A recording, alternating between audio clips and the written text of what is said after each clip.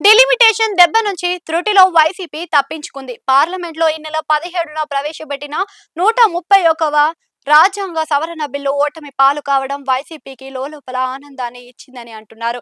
ఎందుకంటే ఈ బిల్లు కనుక సవ్యంగా పాస్ అయి ఉంటే ఏపీలో తొలి దెబ్బ వైసీపీకే పడేది అని అంటున్నారు. అధికారంలో కూటమి ప్రభుత్వం ఉంది. చంద్రబాబు సీఎంగా ఉన్నారు.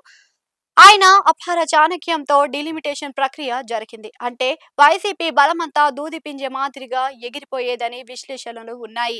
వైసీపీ బలం ఉన్న చోటే వీక్ చేస్తూ ఆ పార్టీ పుట్టే ముంచలనే విధంగా ఈ డిలిమిటేషన్ అధికార కూటమి ఒక బ్రహ్మాస్త్రంగా పనిచేసేది అని అంటున్నారు. ముఖ్యంగా రాయలసీమ వైసీపీకి హార్డ్ కోర్ రీజియన్ గా ఇక్కడ ఫ్యాన్ పార్టీ కాకవికలం అయ్యే విధంగా కూటమి భారీ స్కెచ్ రూపొందించింది అన్న వార్తలు కూడా ఆ మధ్య వినిపించాయి. ఆఖరికి వైసీపీ అధినేత జగన్ సొంత నియోజకవర్గం పులివెందుల సైతం రెండు ముక్కలు అయ్యేదని, వైసీపీ కుటుంబాన్ని 50 ఏళ్లుగా కంచుకోటగా ఉన్న ప్రాంతం పూర్తిగా కొత్త రూపం సంతరించుకుంటే జగన్ కి పోటీ చేసేందుకు సైతం వేరే నియోజకవర్గం ఎంపిక చేసుకునే పరిస్థితి ఉండేదని కూడా చర్చ సాగింది. అంతేకాదు వైసీపీకి చెందిన దిగ్గజ నేతలు స్థావరాలు కూడా సైతం డిలిమిటేషన్ ప్రక్రియలో కొట్టుకొని పోయేవని కూడా ప్రచారం సాగింది.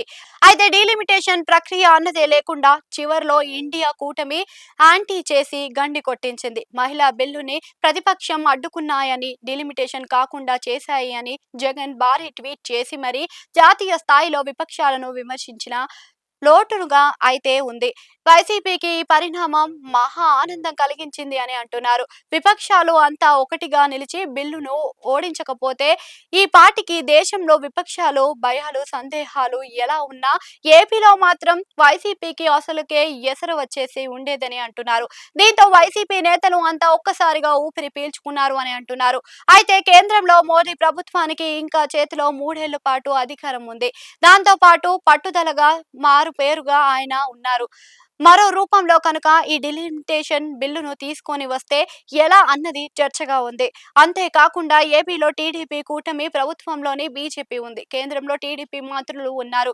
కాబట్టి డిలిమిటేషన్ ప్రక్రియ జాతీయ స్థాయిలో నిలిచిపోయిన ఏపీ తెలంగాణ రాష్ట్రాల మేరకు అసెంబ్లీ సీట్లు పెంపుదలకు గట్టిగా పట్టుబట్టి ఒప్పించినట్లు అయితే ఆ రూపంలో ఆయన సీట్లు పెరుగుతాయని అంటున్నారు. అదే జరిగితే పులి మీద పుట్ర అన్నట్లుగా మరో కొత్త ముప్పు వైసీపీకి పొంచి ఉన్నట్లే అని అంటున్నారు. ఏది ఏమైనా ప్రస్తుతానికి మాత్రం వైసీపీకి భారీ రిలాక్స్ అయితే వచ్చిందని అంటున్నారు. మరి ఇంత చేసి ఎందుకు డిలిమిటేషన్ బిల్లుకు వైసీపీ మద్దతు ఇచ్చింది అంటే అక్కడే ఉంది రాజకీయ మతలబ్బు అని అంటున్నారు. కేంద్రంలోని మోదీ సర్కార్కి చెడ్డ కాకుండా అక్కడ ఓటేసిన మనసంతా డిలిమిటేషన్ బెంగతోనే నిండిపోయిందని అంటున్నారు. అలా వైసీపీ బెంగపడిన వేళ కాగాలు కార్యాన్ని కూడా ఇండియా కూటమి తీర్చేసింది అని అంటున్నారు. మొత్తం మీద అయితే రాహుల్ గాంధీకి వైసీపీ థ్యాంక్స్ చెప్పుకోవాలని సోషల్ మీడియా వేదికగా కామెంట్స్ పెడుతున్నారు.